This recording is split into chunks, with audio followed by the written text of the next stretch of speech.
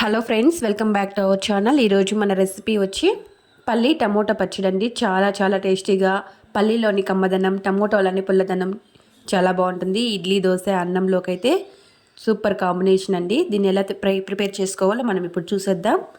దీనికోసం అయితే నేను స్టవ్ పైన ప్యాన్ పెట్టుకొని 2 టేబుల్ స్పూన్ల ఆయిల్ అయితే యాడ్ చేసుకొని ఇప్పుడు అందులోకి పల్లీలు కొద్దిగా వేసి బాగా వేయించుకుంటున్నాను.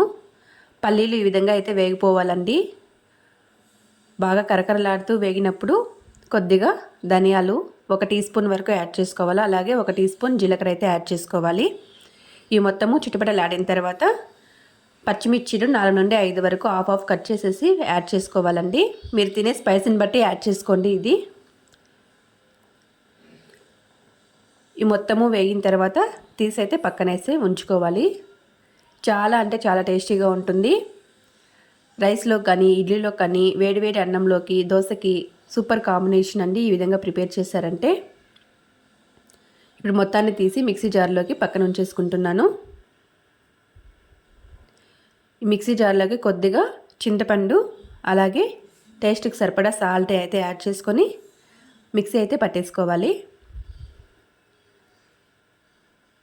ఇప్పుడు అదే స్టవ్ పైన ప్యాన్లో ఆయిల్ ఉంది కదా, ఆ ఆయిల్లోకి మనము సన్నగా కట్ చేసుకున్న టమోటా ముక్కలను అయితే ఒక 4-5 టమోటాలు బాగా పండినవి అయితే తీసేసుకొని వేయించుకోవాలి. టమోటా మొత్తం మెత్తబడే వరకు అయితే వేయించుకోవాలి. ఈ విధంగా మూత పెట్టేసుకొని వేయించుకున్నామంటే టమోటా తొందరగా మెత్తబడుతుంది. ఇప్పుడు చూస్తున్న విధంగా టమోటా మెత్తబడిన తర్వాత ఇప్పుడు మనం కట్ చేసుకున్న కొత్తిమీరని అయితే తీసి యాడ్ చేసుకోవాలండి. కొత్తిమీర నేను ఒక హాఫ్ కట్ట వరకు అయితే తీసేసుకున్నాను.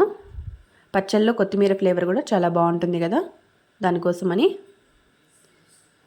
ఇప్పుడు కొత్తిమీర కూడా బాగా వేగే వరకు అయితే ఈ విధంగా మొత్తం మెత్తబడిపోవాలి కొత్తిమీర, అలాగే టమోటా 2.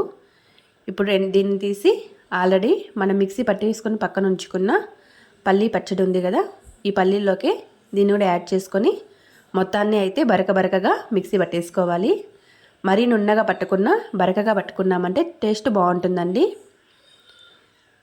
ఈ విధంగా మిక్సీ పట్టేసుకొని ఇందులోకి మనము పోపు యాడ్ చేసుకోవాలి. నేను పోపు అయితే ఇందులోకి ఎక్కువ ఆయిల్తో అయితే యాడ్ చేయనండి. చాలా సింపుల్గా అయితే చేసేసుకుంటాను. ఈ పచ్చళ్ళలోకి మాత్రమే ఈ విధంగా చేసుకుంటూ ఉంటాను. ఇప్పుడు ఆల్రెడీ మనము టమోటాలు వేయించిన అందులోకి ప్యాన్లోకి ఆనియన్స్ అయితే వేసుకొని కొద్దిగా కరివేపాకు వేసి మరీ ఎక్కువగా వేయించుకున్న లైట్ గోల్డెన్లో కొద్దిగా మారాలండి కలర్ అనేది. ఆ విధంగా మారిన తర్వాత తీసుకొని చట్నీలోకి వేసుకొని తిన్నామంటే చాలా టేస్టీగా ఉంటుంది. ఎక్కువ ఆయిల్ ఎక్కువగా వేయించుకొని ఆనియన్స్ తిన్నామంటే అంత టేస్టీ అనిపించదు.